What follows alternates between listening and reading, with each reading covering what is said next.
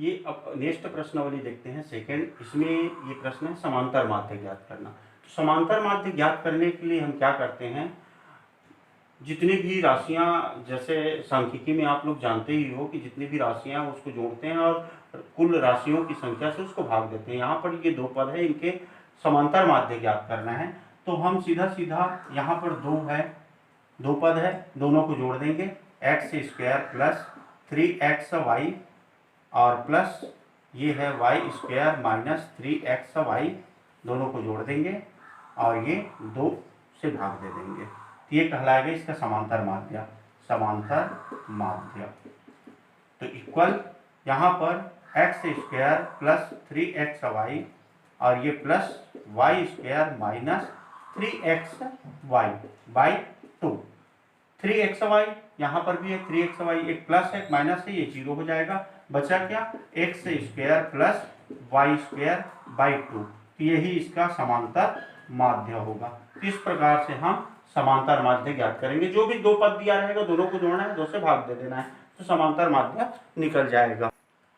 अगर समांतर श्रेणी की निर्माण करना है हमको, प्रथम और अंतिम पद दिए हो और उनके बीच में हमको कुछ पदें निवेश करना है, तो किस तरह से करेंगे ये देखते हैं। प्रश्न 5वां, -4 और 10 के बीच 6 पद निवेश करते हुए समांतर श्रेणी का निर्माण कीजिए। हमको 6 पद इनके दोनों के बीच में रखना है और उन 6 पदों का मान ज्ञात करना है और एक समांतर श्रेणी बनाना है।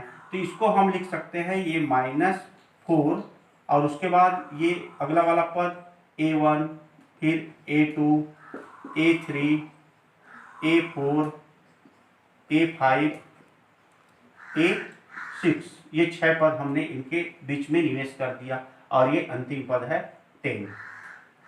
तो इस तरह से हमको A1, A2 और A3, A6 का मान ज्ञात करना है।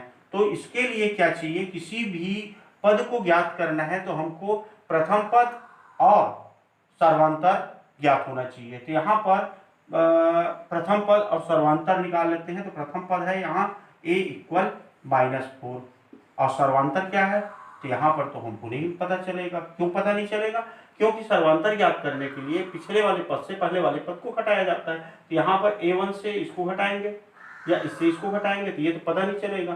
तो हम क्या करते हैं, अंतिम पद हमको दिया हुआ है तो अंतिम पद इसको हम लिखेंगे a। ये कौन सा पद है, तो यहाँ पर देखो 6 तो ये बीच में है, ये 7, 8वां पद है, तो A8 होगा। 8वां पद है ये 10। तो यहाँ से हम ज्ञात कर सकते हैं d का मान।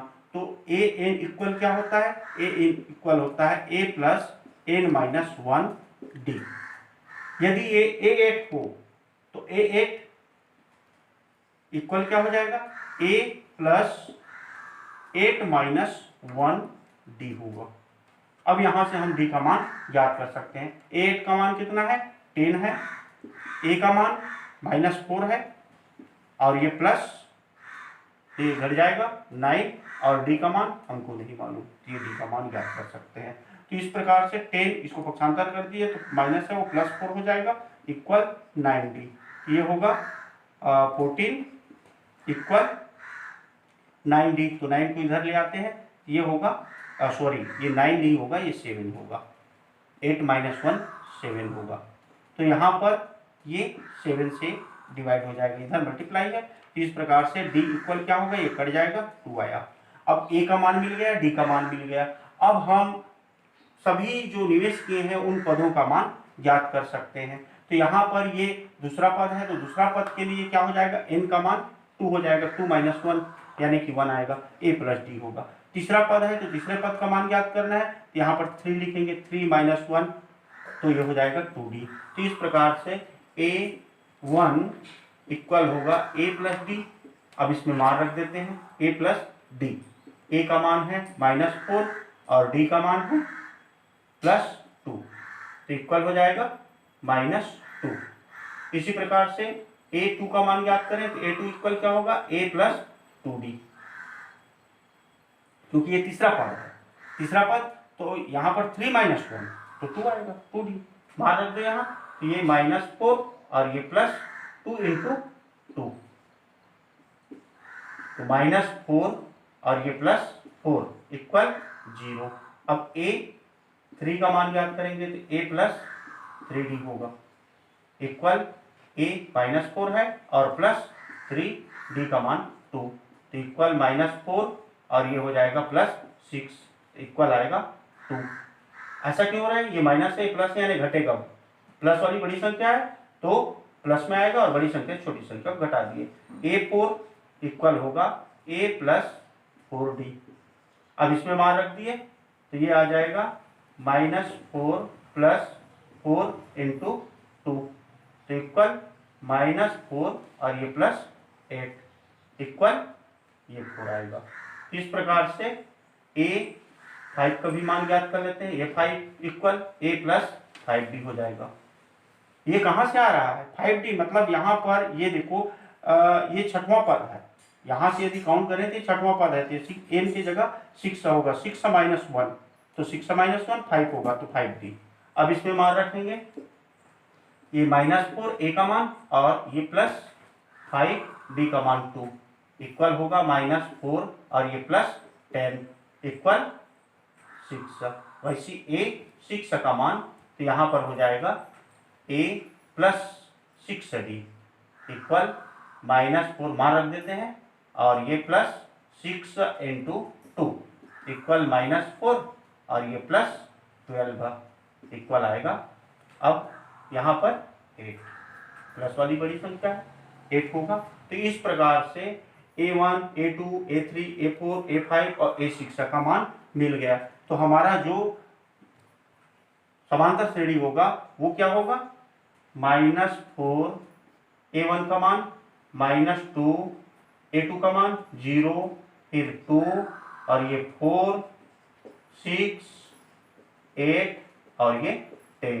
तो इस तरह के ये समांतर श्रेणी हमारा बन गया।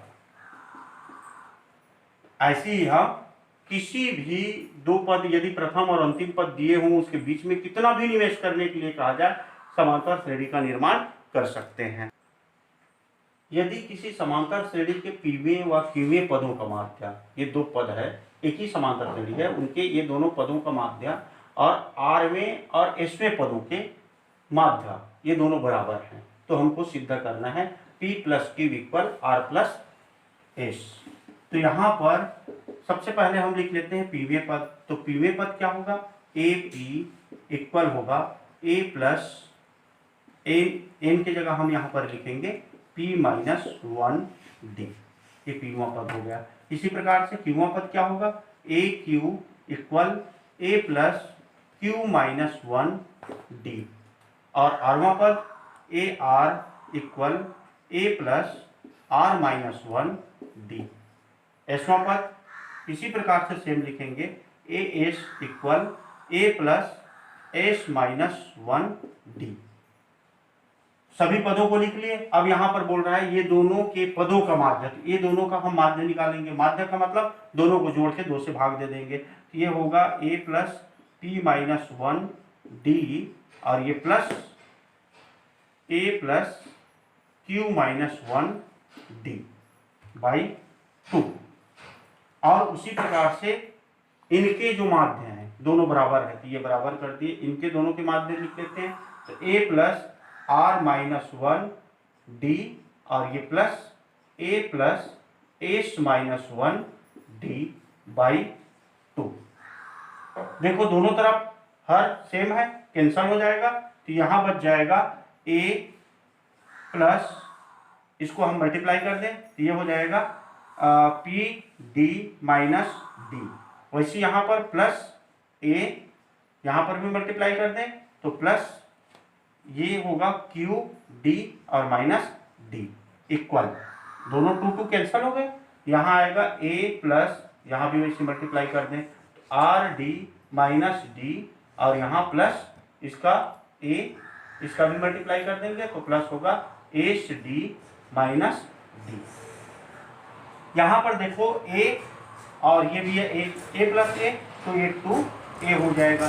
उसी प्रकार से यहाँ पर ये -D ये दोनों जुड़ जाएगा तो ये -2D और ये प्लस PD और ये प्लस क्यू डी इक्वल, यहां पर भी ए तो 2a हो गया, और वैसी माइनस डी तो -2d, ये प्लस आर डी और ये प्लस एच डी। यहां पर ए डी -2d, यहां भी 2a -2d, ये दोनों तरफ है और सेम है, तो इसलिए ये भी 0 हो जाएगा। बचा क्या यहाँ पर, पी डी और प्लस क्यू डी इक्वल, इधर बचा R D plus H D, दोनों में डी डी है, कॉमन ले लिए तो ये बच जाएगा पी क्यू डी, कॉमन ले लिए। वैसे यहाँ पर आर प्लस एच, दोनों में डी है, डी कॉमन ले लिए, दोनों तरफ से डी डी कैंसिल हो जाएगा, तो ये बचेगा P plus Q equal R plus S. अब ये जो हमको मिला वही हमको सिद्ध करना था, इस प्रकार से ये सिद्ध हो। समांतर श्रेणी प्रश्नावली 2 का 8वां प्रश्न हम देखते हैं। ये 7 और 49 के बीच n पद है, तो हमको इसको इस तरह से लिख सकते हैं 7 और a1 प्लस a2 a3 इस तरह से an तक, और उसके बाद अंतिम पद है 49, क्योंकि 7 और 49 के बीच में n पद है तो हम ये n पद ले लिए। और यहाँ पर कह रहा है यदि 5वें और n-1वें पद का अनुपात 5:4 है, तो ये यहाँ पर a5 5वां पद और an-1वें पद इक्वल 5/4 इसका अनुपात। अब यहाँ पर इसके जगह हम लिख सकते हैं a प्लस 5वां पद है तो n-1 होता है, n की जगह 5 है तो 5 - 1 यानी 4d हो जाएगा। और उसी प्रकार से इसमें क्या हो जाएगा, ये a प्लस, यहाँ पर n-1 पद हो रहा है तो n-1 -1 होगा, nवां पद में हम n-1 लेते हैं, तो इस प्रकार से हो जाएगा n-2d इक्वल आएगा 5/4।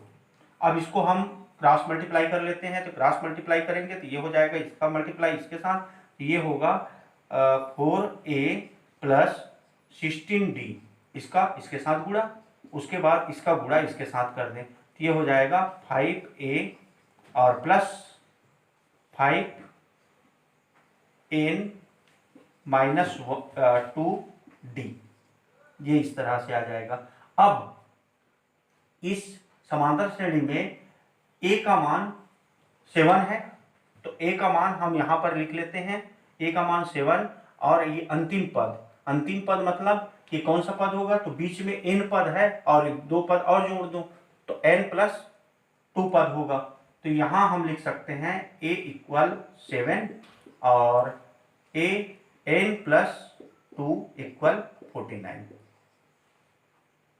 अब यहाँ पर हम इसको a का मान और d का मान रखेंगे, तो यहाँ से d का मान तो हमको मालूम नहीं है, ये आगे थोड़ा सा इसको और आगे हल कर लेते हैं, तो ये हो जाएगा 4a, इसको इधर पक्षांतर कर दे तो ये -5a इक्वल ये प्लस 16d, इसको भी पक्षांतर कर दे तो माइनस हो जाएगा -5n-2d इक्वल 0, ऐसा हो जाएगा।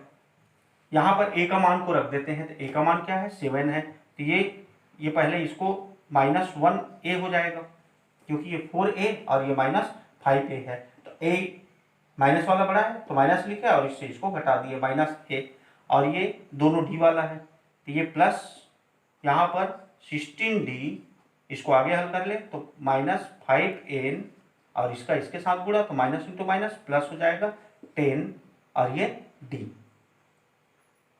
ये तो दोनों के साथ dd लिख लेते हैं, चलो इसको लिख लेते हैं d, दोनों का गुणा कर देते हैं और ये प्लस 10d इक्वल 0। -a और यहाँ पर देखो ये d है और ये भी d है, दोनों जुड़ जाएगा तो प्लस 26d -5n-d इक्वल 0 होगा। अब a का मान रख दो, a इक्वल 7, तो ये -7 प्लस यहाँ दोनों में कॉमन ले लेते हैं तो 26 माइनस 5n ये d इक्वल 0। चाहो तो इसको उधर पक्षांतर कर सकते हो, तो ये यहाँ पर लिख लेते हैं हम।